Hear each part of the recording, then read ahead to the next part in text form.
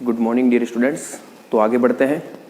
हम लोग आज जो टॉपिक पढ़ेंगे वो है हमारा प्रॉपर्टीज ऑफ वेव फंक्शन, या इसको आप ऐसे भी कह सकते हो फिजिकली एक्सेप्टेबल वेव फंक्शन, तरंग फलन के गुणधर्म या भौतिक रूप से स्वीकार्य तरंग फलन। इस टॉपिक को पढ़ने से पूर्व थोड़ा पीछे का एक रिकॉल ले लेते हैं। हम लोगों ने इससे प्रीवियस लेक्चर में क्या देखा था कि जो आपका साई है, ठीक है ना, साई एक्स टी, अगर वन डायमेंशन की बात करूँ तो मैं क्या कहूँगा, Sai x T. Sai x T basically क्या था, तरंग फलन था। और ये आपको कहाँ से मिल रहा था कि जब आप किसी क्वांटम मैकेनिकल सिस्टम के लिए, अर्थात जो क्वांटम यांत्रिकी निकाय है उसके लिए, जब आप ये जो E psi equal to S psi, ठीक है ना, ये एक श्रोडिंगर इक्वेशन थी। लास्ट में हम इस कंक्लूजन इस फॉर्म में आए थे, एच के और ई के अलग अलग मान थे, ठीक है ना। तो जब आप इसको सॉल्व करोगे, ये क्या है, second order differential equation in position. तो इसको जब आप सॉल्व करोगे तो आपको क्या मिलेगा, साई का मान मिलेगा। तो वो जो साई का मान है वही आपके क्या कहलाता है, तरंग फलन कहलाता है उस क्वांटम मैकेनिकल सिस्टम का। फिर हम लोगों ने ये भी देखा था कि जो साई है, एक दफ़ा अगर आपको किसी निकाय के तरंग फलन का मान पता हो जाए तो आप उस सिस्टम को कंप्लीटली डिस्क्राइब, अर्थात उसकी पूर्ण रूप से व्याख्या कर सकते हो। लेकिन साथ साथ हमने ये भी देखा था कि साई का स्वयं का अपने आप में कोई भौतिक अर्थ नहीं होता, ठीक है ना। Sai itself doesn't mean any physical significance. लेकिन हमने क्या देखा कि मैक्स बॉर्न ने एक इंटरप्रिटेशन दिया था अपना। उन्होंने क्या बताया कि साई का तो अपने आप में कोई मीनिंग नहीं है, लेकिन जब इस साई को आप इसके कॉम्प्लेक्स कॉन्जुगेट से मल्टीप्लाई करोगे तो आपको जो मोड साई स्क्वायर मिलेगा, which is a real quantity, इसका अपने आप में एक फिजिकल सिग्निफिकेंस होता है। और उस सिग्निफिकेंस को उन्होंने क्या बताया था कि ये जो आपका मोड साई स्क्वायर है वो क्या दर्शा रहा है, उसका नाम दिया प्रोबेबिलिटी डेंसिटी।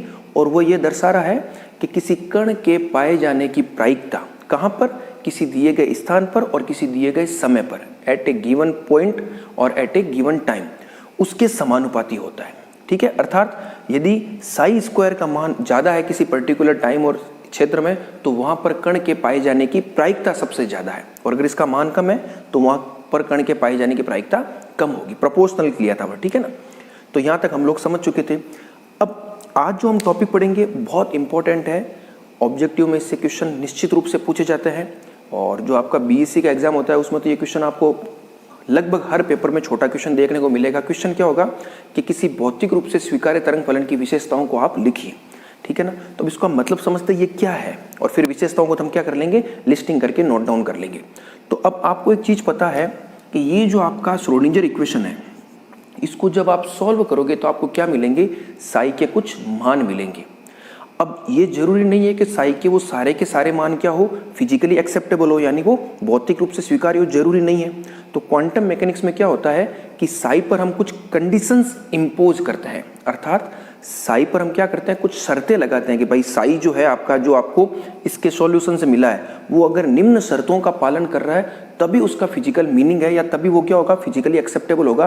अगर वो उन शर्तों का, और वो शर्तें भी कैसी, जितनी शर्तें हम नोट डाउन करेंगे उन सभी का पालन करना जरूरी है। ऐसा नहीं है कि हमने 3 4 5 शर्तें लिखी उनमें से किसी एक का कर दिया, नहीं, उन सभी शर्तों का एक साथ पालन अगर वो सही करेगा तभी वो क्या होगा, फिजिकली एक्सेप्टेबल वेव फंक्शन होगा। तो मेरे हिसाब से आपको इस पॉइंट का, यानी फिजिकली एक्सेप्टेबल का मतलब क्या है वो आपको समझ में आ गया। मैं वन लाइन में वापस बोल देता हूं कि जब श्रोडिंगर तरंग समीकरण को हम हल करेंगे तो साई के जो मान प्राप्त होंगे उन साई के मानों पर हम कुछ शर्तें आरोपित करेंगे, और वही साई भौतिक रूप से स्वीकार्य होगा, या वही तरंग फलन भौतिक रूप से स्वीकार्य होगा जो उन सभी शर्तों का एक साथ पालन करता हो, ठीक है ना। When we solve the Schrodinger equation, we can get some values of psi. Only those psi are physically acceptable whose follow some specific conditions. ठीक है, अब उन conditions को हम नोट डाउन कर लेते हैं, वेरी इंपॉर्टेंट है। तो एक एक करके उनको नोट डाउन करते हैं और उनको समझते हुए चलेंगे। तो सबसे पहली जो कंडीशन है उसको आप नोट कीजिए। मैं लिख रहा हूं, मैं 1 डायमेंशन में लिख रहा हूं और 3 डायमेंशन क्या हो जाएगा, इन जनरल हो जाएगा, मैं भी बता दूंगा। Psi x and del psi by del x must be finite, ठीक है ना। हिंदी में भी लिख देता हूं, साई एक्स तथा del psi by del x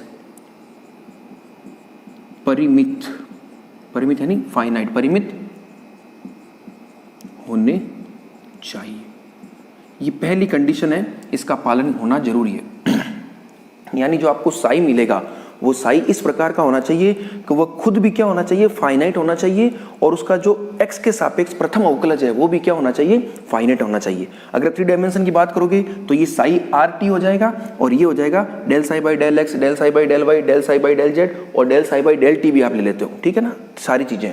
तो वो सारे के सारे क्या होने चाहिए, फाइनाइट होने चाहिए। अब ये भी लिखोगे तो भी चलेगा। तो अब इसका मतलब क्या, फाइनाइट का मतलब क्या हो गया, जैसे हम एक एग्जाम्पल लेते हैं। जैसे सपोज करो आपके पास साई एक्स का एक मान है, मान लो मैंने कह दिया साई एक्स, कोई सॉल्यूशन निकल करके आया, आप डिफरेंशियल इक्वेशन को सॉल्व करोगे, साई एक्स मान लो 10x निकल करके आया, ठीक है। तो अब आप चेक कैसे करोगे कि साई एक्स फाइनाइट है या नहीं, तो आप क्या करोगे, x की वैल्यू पुट करोगे और साई का मान चेक करोगे। तो आपको पता है कि जब आप x का मान 0 रखोगे तो साई एक्स आपको क्या मिलेगा, 0 मिल जाएगा। तो 0 क्या है, फाइनाइट ही है, ठीक है ना। लेकिन जब आप x का मान π/2 रखते हो तब आपको साई एक्स क्या मिलता है, इनफाइनाइट मिलता है। तो मैंने क्या कहा कि साई वही एक्सेप्टेबल होगा जिसके लिए इसका मान क्या हो, फाइनाइट हो, लेकिन π/2 पर क्या मिल रहा है, इनफाइनाइट मिल रहा है। तो ये तरंग फलन क्या है, भौतिक रूप से स्वीकार्य नहीं है इस रेंज के लिए। हो सकता है आपको कोई पर्टिकुलर ऐसी रेंज दे दे कि 0 से π/4 में ही पूछ ले, तभी हो सकता है। इस चीज का आप ध्यान रखिए। अभी हम इन जनरल क्या देखेंगे, हमारी जो रेंज चलेगी वो चलेगी माइनस इनफाइनाइट से लेकर के प्लस इनफाइनाइट के बीच में। इन जनरल हम इसके हिसाब से चेक करेंगे। अगर आपको मान लो क्वेश्चन में ये रेंज अलग दे दी, -a से +a दे दी या -b से +b दे दी, कोई भी रेंज दे दी, तो उसके हिसाब से आप चेक कर लीजिए। सिंपल सा अर्थ क्या है कि जो भी साई एक्स आपको दिया गया है तो x पर डिपेंड कर रहा है। x के आप मान रख के देखिए दिए गए रीजन में, उस मान से अगर आपको दिख रहा है कि साई एक्स कहीं पर भी इनफाइनाइट है तो वो क्या होगा, फिजिकली एक्सेप्टेबल वेव फंक्शन नहीं होगा, ठीक है। उसी प्रकार से del psi by del x के भी देखिए, आप इसका करोगे तो जो मान आएगा फिर x की वैल्यू रख के देखिए वो फाइनाइट अगर आ रहा है, हर मान पर जो भी आपको रेंज दे रखी है उस पूरी रेंज में अगर वो फाइनाइट है तब ठीक है, ये क्या हो जाएगा, ये पहली कंडीशन फॉलो हो जाएगी। अभी हम पहली कंडीशन की बात कर रहे हैं, इसको आप 1-2 ग्राफ से भी देख सकते हो। चलो हम इसको ग्राफ से देखते हैं, ठीक है ना। बस याद आपको ये रखना है, साई और उसका प्रथम अवकलज क्या है, परिमित होना चाहिए। अब जैसे सपोज करो ये कोई ग्राफ बनाया आपने, ये 10x का एक तरह से, तो अगर मान लो ये fx है आपका, यह साई एक्स है और इधर x है, तो क्या ये फिजिकली एक्सेप्टेबल होगा, नहीं होगा। क्यों, क्योंकि देखो ये इनफाइनाइट पर जा रहा है, ठीक है ना। ये क्या है, fx टेंड्स टू इनफाइनाइट है इस पोजीशन पर, तब क्या हो जाएगा, फिजिकली एक्सेप्टेबल नहीं होगा। अब मान लो आपने कोई ऐसा ग्राफ बनाया, कोई इस तरह का ग्राफ आ गया, सपोज कीजिए इस तरह का कोई ग्राफ आ गया, तो x तो इसमें, अब जैसे मान लो ये fx है आपका और ये x है, ये x तो क्या है आपका, fx तो हर जगह फाइनाइट ही है, उसका मान या तो 0 यहाँ भी 0 है। लेकिन अगर आप किसी भी बिंदु पर, जैसे सपोज करो इस बिंदु की बात करें, इस रेंज में इस बिंदु पर उसका प्रथम अवकलज, और del psi by del x basically है क्या, ये जो आपका del psi by del x है वो क्या है, जो भी आप साई में और एक्स में ग्राफ बनाओगे, ठीक है ना, उसकी ढाल है, ठीक है ना। dy बाई dx क्या होता है, dy बाई dx क्या होता है, जो भी आपको स्लोप प्राप्त हुआ है y और x के बीच में जब आप कर्व बनाते हो तो उसकी ढाल होती है। और ढाल क्या होती है, एक तरह से स्पर्श रेखा ही तो है। तो जैसे ये बिंदु है मान लो, तो यहाँ पर आप जैसे स्लोप बनोगे तो वो क्या होगा, एक तरह से इनफाइनाइट होगी कि नहीं होगी, वो अनंत पर चली जाएगी ढाल। तो इसका मतलब क्या हो गया कि ये fx जो है वो, मतलब साई एक्स जो है वो फाइनाइट तो है, लेकिन उसका प्रथम अवकलज क्या है, वो फाइनाइट नहीं है, तो ये भी दिक्कत हो जाएगी, ठीक है। तो इस तरह से आपको चेक करना है, ग्राफ को देखने से पता चल जाएगा। अभी मैं कुछ और आपको 4-5 न्यूमेरिकल प्रैक्टिस भी दूंगा, मतलब साई के कुछ मान लिखूंगा और आपको चेक करने के लिए कहूंगा कि आप जो भी सारी कंडीशंस उनको चेक करके देखिए, तब आपको और अच्छे से समझ में आ जाएगा। पहला काम सिर्फ इतना ही, आपको क्या पता रखना है कि तरंग फलन और उसका प्रथम अवकलज, और इस प्रथम अवकलज को आप याद रखिए, प्रथम अवकलज में सारे शामिल है, del psi by del y भी शामिल है, del psi by del z भी शामिल है, और del psi by del t भी शामिल है। आप चाहो तो सिंपली आप ऐसा लिख सकते हो, साई और उसके प्रथम अवकलज क्या होने चाहिए, परिमित होने चाहिए। एक्स में बात करो चाहे 3 डायमेंशन में बात करो, कोई बड़ा इश्यू नहीं। तो पहला पॉइंट क्लियर हो गया। अब हम दूसरे पॉइंट की तरफ चलते हैं। दूसरा पॉइंट क्या कहता है, उसको भी नोट कर लेते हैं। और ये मैंने वर्ड लिखा है मस्ट, यानी होना ही चाहिए, शुड नहीं है, कोई ऑप्शन नहीं है आपके पास। दूसरा क्या हो जाएगा, psi x and del psi by del x must be single valued. Single valued का मतलब क्या हो जाएगा, इसको भी हिंदी में लिख देते हैं, साई एक्स तथा del psi by del x एक मानी होने चाहिए। अब ये क्या है, अभी मैं बताता हूं आपको क्या है इसका मतलब, इसको आप नोट कर लीजिएगा। Psi x and del psi by del x must be single valued. इसका मतलब क्या है कि जैसे आपको कोई भी साई एक्स दे दिया तो वो निश्चित रूप से क्या एक्स पर डिपेंड है। आप एक्स के अलग अलग मान रखोगे और उससे आपको साई के अलग अलग मान मिलेंगे। तो अगर आपको एक्स के किसी एक ही मान पर साई के एक से ज्यादा मान मिल रहे हैं, यानी एक्स तो सेम है लेकिन साई एक्स क्या है, अलग अलग मिल रहे हैं, ठीक है ना, तो वो स्थिति क्या हो जाएगी, वो आपके हो जाएगी नॉन सिंगल वैल्यूड वाले। जैसे इसको आप समझिए, मैं दो मान लिख रहा हूं, बहुत ध्यान से समझना। एक आपके है एक्स स्क्वायर और एक आपके है plus minus root 6x। Suppose करिए कोई मान है। अभी हम इसकी फाइनाइटनेस चेक नहीं कर रहे हैं, मैं केवल आपको ये पॉइंट चेक करवा रहा हूं, ठीक है ना। वैसे तो अगर मान लो रेंज आपकी माइनस इनफाइनाइट से प्लस इनफाइनाइट होगी सपोज करो, तब तो ये फिजिकली एक्सेप्टेबल वैसा भी नहीं होगा। लेकिन अभी मैं वो पहला पॉइंट चेक नहीं कर रहा हूं, मैं केवल आपको इस सिंगल वैल्यूडनेस का मतलब क्या होता है वो समझाने का प्रयास कर रहा हूं, ठीक है। तो अब देखिए एक्स स्क्वायर है, अब सपोज करो एक्स का कोई मान सपोज करो आपने +2 रख लिया, तो साई का मान क्या आ गया, साई का मान आ गया आपके 4।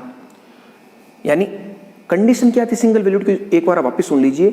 एक्स के एक ही मान पर साई के अलग अलग मान अगर प्राप्त हो तो वो सिंगल वैल्यूड नहीं होगा। एक्स का मान एक ही है, साई के अलग अलग मान प्राप्त हो रहे हैं। अब x +2 पर साई का केवल एक ही मान प्राप्त हो रहा है। अब आप सपोज करो x = -2 रख दिया तो साई क्या मिल गया आपको, साई 4 ही मिल गया। तो कई बार ये कंफ्यूजन होता है कि ये सिंगल वैल्यूड है या नहीं है। मैंने क्या कहा, साई सेम हो सकता है, उससे कोई फर्क नहीं पड़ेगा, ठीक है ना। लेकिन साई इसके लिए भी 4 है, इसके लिए भी 4 है, लेकिन x तो अलग अलग है। x सेम नहीं होना चाहिए बस, ठीक है ना। x के एक मान के लिए साई का केवल एक मान होना चाहिए, सिंगल साई, इसका अर्थ यही है। अब यहां चेक कीजिए आप, यहां पर सपोज करो x आपने क्या रख दिया, 1 रख दिया, तो साई आपको क्या मिल गया, साई x मिल गया +√6 और -√6। तो यहां देखो x का एक ही मान है लेकिन साई के क्या मिल गए, दो अलग अलग मान मिल गए। तो ये सिंगल वैल्यूड नहीं है और ये सिंगल वैल्यूड है।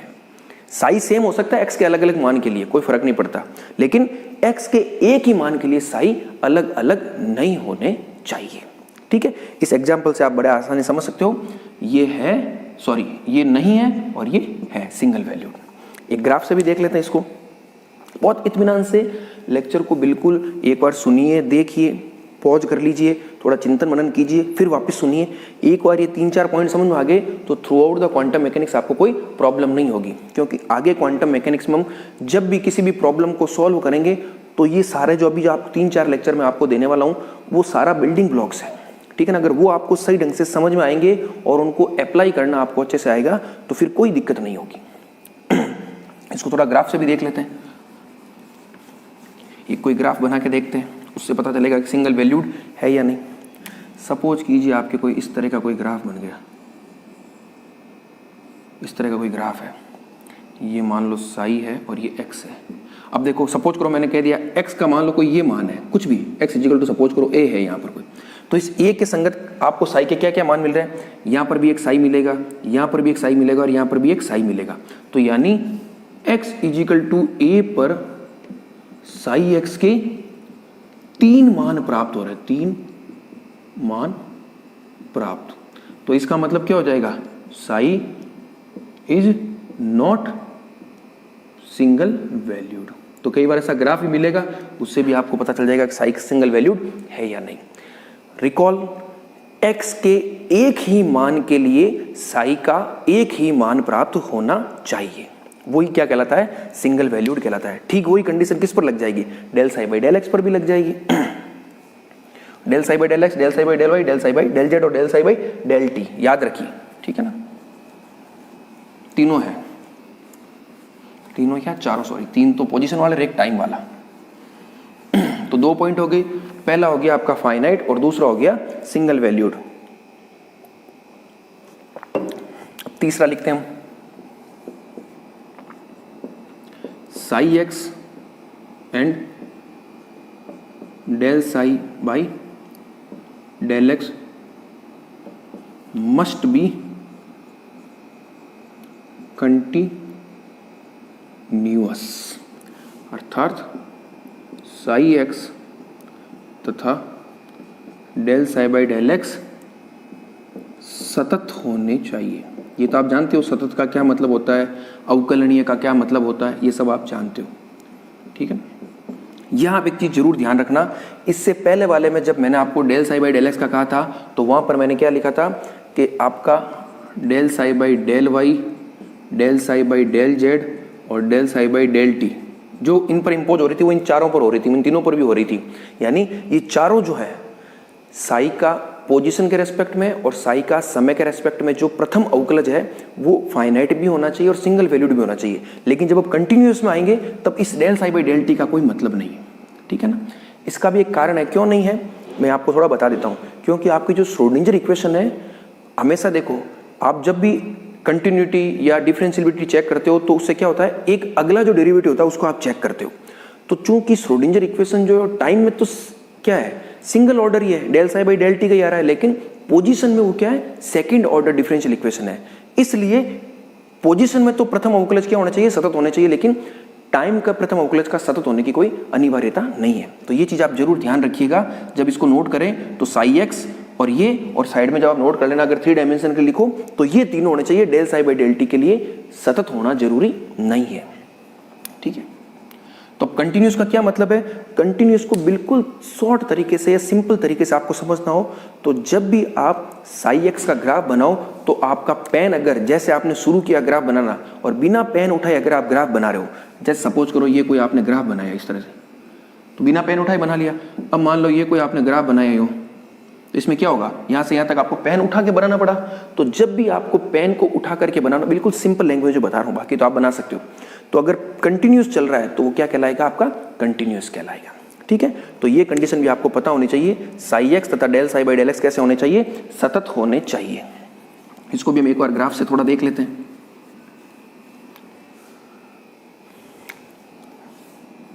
जैसे मान लो ये कोई ग्राफ है तो ये क्या है, सतत है।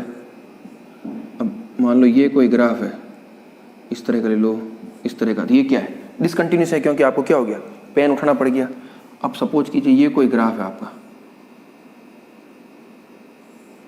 ये है तो सतत, देखो ये से चला, यहां रुका और वापस, अभी आपको पेन उठाने की आवश्यकता नहीं पड़ी। लेकिन इस ग्राफ में आप क्या देखोगे कि साई एक्स तो आपका क्या है, इस ग्राफ की बात कर रहा हूं, साई एक्स तो सतत है, लेकिन इस बिंदु पर क्या हो रहा है, del psi by del x से क्या है, सतत नहीं है, क्योंकि उसका क्या हो रहा है, एक नति परिवर्तन बिंदु मिल रहा है आपको। यहाँ पर क्या हो रहा है, बिल्कुल ढाल चेंज हो रही है, ठीक है ना, सेम ढाल नहीं रह रही है। यहाँ पर अलग थी, यहाँ पर आपकी अलग थी, इधर ढाल क्या हो जाएगी, अलग हो जाएगी। इधर तो क्या है, पॉजिटिव है क्योंकि इस तरह की ढाल है, और इधर क्या है, नेगेटिव है, ठीक है ना। तो क्या हो रहा है, del psi by del x का मान क्या हो रहा है, बदल रहा है। समझे मेरी बात, मैं वापस बताता हूं। इस ग्राफ को देखिए आप, इस ग्राफ में यहाँ पर क्या एक पॉइंट आ रहा है इस तरह से, थोड़ा मैं वापस बना देता हूँ, ये समझना बहुत जरूरी है। ये देखिए इस तरह से ग्राफ था,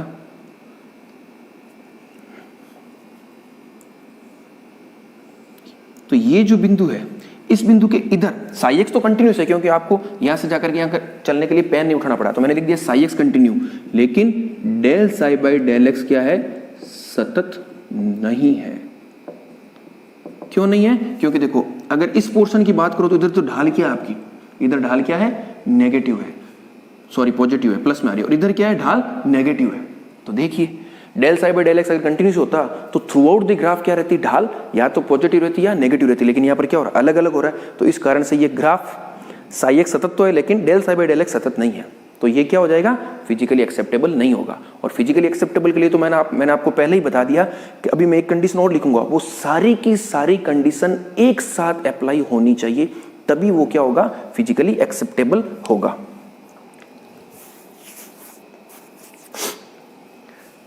तीसरी हो गई, अब हम चौथी देख लेते हैं, वो क्या है, फोर्थ कंडीशन क्या है, उसको भी हम आराम से देख लेते हैं। तो इस तरह से आपका फिर ये टॉपिक कंप्लीट भी हो जाएगा और आप आराम से इसको सुनना, छोटे छोटे पॉइंट्स नोट करना, बार बार प्रैक्टिस करना, तो आपके आसानी से ये समझ में भी आ जाएगा। चौथी कंडीशन क्या है, Sai x must B square integrable, अर्थात साई एक्स वर्ग समाकलनीय, वर्ग समाकलनीय होना चाहिए। इसको आप मैथमेटिकली कैसे एक्सप्लेन करोगे, मैं लिख देता हूं फिर मैं समझा दूंगा। यानी इसके लिए एक मैथमेटिकल कंडीशन आती है, साई स्टार डी टू इधर आ जाएगा all space is equal to finite. अभी क्या है मैं बता दूंगा, घबराने की बिल्कुल आवश्यकता नहीं, ठीक है। सबसे पहले मैंने क्या कहा, Sai x must B square integrable. Square का मतलब तो क्या हो गया, साई का स्क्वायर क्या हो जाएगा, मोड साई स्क्वायर। इंटीग्रेबल का मतलब क्या हो जाएगा, वो समाकलनीय होना चाहिए। यानी अगर आप साई के वर्ग का समाकलन कर रहे हो तो उसका जो मान है क्या मिलना चाहिए आपको, कुछ ना कुछ फाइनाइट मान मिलना चाहिए। अगर ये मान लो इनफाइनाइट हो जाता है स्क्वायर, अगर आप उसका इंटीग्रेशन करते हो और वो इनफाइनाइट हो जाता है तो इसका मतलब क्या है कि वो समाकलनीय नहीं है। समझ गए, तो ये बस इसका अर्थ ही है। अब ऑल स्पेस का मतलब क्या है, ऑल स्पेस का मतलब है माइनस इनफाइनाइट से प्लस इनफाइनाइट। आप ये मैंने 3 डायमेंशन लिख दिया, अगर आपको कंफ्यूजन हो रहा है तो आप यहाँ dx लिख दीजिए इसके हिसाब से, ठीक है ना। सिंगल में dx हो जाएगा और अगर आपका 3 डायमेंशन है तो ये क्या हो जाएगा, d2 हो जाएगा। और इस इंटीग्रेशन का मान क्या होना चाहिए, फाइनाइट होना चाहिए। ऑल स्पेस का मतलब जो भी रेंज, अब ये रेंज अलग हो सकती है, मैं इन जनरल बात कर रहा हूँ माइनस इनफाइनाइट से प्लस इनफाइनाइट। ये हो सकता है माइनस ए से प्लस ए में चली जाए, -4 से +4 हो जाए, -3 से +2 हो जाए, कुछ भी हो सकती है। रेंज आपको क्वेश्चन के हिसाब से होगी, लेकिन इन जनरल इसका यही मतलब है कि दिए गए जो वॉल्यूम या दिए गए क्षेत्र के लिए मोड साई स्क्वायर का जो समाकलन है वो कैसा होना चाहिए, फाइनाइट होना चाहिए, इनफाइनाइट नहीं होना चाहिए। इस कंडीशन को हम क्या कहेंगे, Sai x must B square integrable. तो ये थी आपके 4 कंडीशन। मैं फटाफट एक बार ब्रीफली बोल देता हूं। श्रोडिंगर समीकरण से जो हमें साई का मान प्राप्त होता है, साई के कई सारे मान प्राप्त होते हैं, लेकिन उनमें से केवल वही साई या वही तरंग फलन का मान हमारे लिए भौतिक रूप से स्वीकार्य होगा जो निम्न शर्तों का एक साथ पालन करता हो, ठीक है ना। वर्ड एक साथ है, कौन कौन सी हो जाएगी, साई एक्स तथा उसका प्रथम अवकलज del psi by del x कैसा होना चाहिए, परिमित होना चाहिए। दूसरी कंडीशन क्या हो जाएगी, साई एक्स तथा उसका प्रथम अवकलज del psi by del x एक मानी होना चाहिए। और जब हम इन दोनों कंडीशन की बात कर रहे हैं सिंगल वैल्यूड और फाइनाइट में, तो जो प्रथम अवकलज है वो प्रथम अवकलज पोजीशन के रेस्पेक्ट में भी और समय के रेस्पेक्ट में भी हम बात कर रहे हैं। यानी del psi by del x, del psi by del y, del psi by del z और del psi by del t finite और सिंगल वैल्यूड होने चाहिए। तीसरी कंडीशन क्या है, होना चाहिए। और सतत वाली कंडीशन में del psi by del t का सतत होना जरूरी नहीं है। और सतत क्या है, किस तरह से, वो आपको पूरा समझ में आ गया। और चौथी कंडीशन है कि जो साई है वो स्क्वायर इंटीग्रेबल अर्थात वर्ग समाकलनीय होना चाहिए। तो ये सारी कंडीशन है जो किसी भी तरंग फलन को भौतिक रूप से स्वीकार्य बनाने के लिए आवश्यक है। पुनः बता देता हूं कि ये सारी शर्तें एक साथ इनका पालन होना जरूरी है। तो अब हम क्या करते हैं, कुछ वेव फंक्शन साई के कुछ एग्जाम्पल लेके देखते हैं और चेक करते हैं कि वो भौतिक रूप से स्वीकार्य है या नहीं है। अगर है तो क्यों है, अगर नहीं है तो क्यों नहीं है। तो कुछ एग्जाम्पल्स को हम देखते हैं ताकि ये टॉपिक आपके और अच्छे से क्लियर हो जाए। अब ये कुछ एग्जाम्पल्स मैंने यहाँ लिखे हैं, ठीक है। साई के अलग अलग मान है और मैंने रेंज भी दे रखी है। जैसे पहला है Sai x equal 2 sine pi x. एक तो रेंज आपके माइनस इनफाइनाइट से प्लस इनफाइनाइट है और एक कोई -a टू प्लस a है। तो जो रेंज है उसके हिसाब से आपको चेक करना है। तो ये 5 एग्जाम्पल मैंने लिखे हैं, मैं अब इनको करके दिखाने वाला इस लेक्चर में नहीं हूँ, ठीक है ना, क्योंकि बड़ा हो जाएगा। मैं ये मान के चला हूँ, ये आपके लिए होमवर्क है। जो मैंने कंडीशंस आपको बता रखी है चारों, उन चारों को आप अप्लाई करके देखिए और घर पर इस चीज़ को आप करके देखिए, चेक कीजिए कि कौन कौन से वेव फंक्शन है वो फिजिकली एक्सेप्टेबल है और कौन कौन से नहीं है, और जो नहीं है वो क्यों नहीं है। क्योंकि जब आप अप्लाई करोगे चारों कंडीशंस तो कौन सी कंडीशन फॉलो नहीं हो रही है उसको आप नोट कीजिए, ठीक है ना। ये सिर्फ प्रैक्टिस के लिए, ठीक है ना। प्रैक्टिस करोगे, जैसे आपने पहला लिया तो सबसे पहले आप क्या चेक करोगे, इस रेंज में चेक करोगे, भाई अलग अलग मान रख के देखोगे कि इसका मान क्या आ रहा है। फाइनाइट आ रहा है तो आप कह दोगे ठीक है। फिर इसके प्रथम अवकलज का देखोगे, फिर आप सिंगल वैल्यूडनेस चेक करोगे, फिर कंटिन्यूटी चेक करोगे और फिर स्क्वायर इंटीग्रल चेक करोगे। तो वो चारों चेक करोगे, तो अगर चारों एक साथ सेटिस्फाई हो रही है तो उस वेव फंक्शन को आप क्या कह दोगे, फिजिकली एक्सेप्टेबल, और अगर नहीं हो रही है तो उसको आप क्या कह दोगे, वो फिजिकली एक्सेप्टेबल वेव फंक्शन नहीं है। तो ये आपके लिए होमवर्क है, इसको आप आराम से कीजिए। तो इस लेक्चर में हम लोग बहुत आसानी से फिजिकली एक्सेप्टेबल वेव फंक्शन को समझ चुके हैं। अब एक छोटी सी चीज़ और है, चलो उसको फिर नेक्स्ट लेक्चर में देखेंगे, फिर टॉपिक हमारा थोड़ा भटक जाएंगे। तो ये टॉपिक बेसिकली हमारे वेव फंक्शन पर था। तो मैं ये मान के चल रहा हूँ कि पिछले जो 2-3 लेक्चर जो हमने वेव फंक्शन पर लिए हैं, आप उनको आसानी से आराम से सुनिए और समझने का प्रयास कीजिए। और ये तीसरा लेक्चर एक तरह से वेव फंक्शन पर, और अभी आगे एक लेक्चर और आएगा छोटा, ठीक है ना, क्योंकि जब तक आपको तरंग फलन क्या है और किस तरह से तरंग फलन यूज आ रहा है आगे क्वांटम मैकेनिकल सिस्टम को डिस्क्राइब करने में, वो जब तक पूरा समझ में नहीं आएगा तब तक आपको क्वांटम मैकेनिक्स में वो मजा नहीं आने वाला। तो होपफुली आपको ये चीज़ें समझ में आ रही होगी। अगर कहीं भी कोई भी चीज़ समझने में दिक्कत हो तो आप आराम से कमेंट्स के थ्रू या किसी भी और माध्यम के थ्रू आप आराम से पूछ सकते हो, और मुझे पूरी उम्मीद है कि काफ़ी हद तक आप लोगों को ये समझ में आ जाएंगे। और नहीं भी आए तो घबराने की आवश्यकता नहीं है। लेक्चर को हो सकता है ये चीज़ें थोड़ी नई चीज़ें हैं, और एक्चुअल में ये चीज़ें क्या होती है, प्योरली क्लासरूम में पढ़ाने के हिसाब से बहुत अच्छी होती है। वहाँ पर आप म्यूचुअल इंटरेक्शन के माध्यम से आप चीज़ों को बता सकते हो। अब यहाँ पर तो क्या एक बैरियर सा है, ठीक है ना। अब मुझे ये नहीं पता चल पा रहा है कि सामने वाले को कितना समझ में आया, लेकिन मैं ये मान के चल रहा हूँ कि मैं काफ़ी हद तक आप लोगों को समझाने में सफल रहा हूँ। अब वो जजमेंट तो आप लोग आराम से कर पाओगे, ठीक है।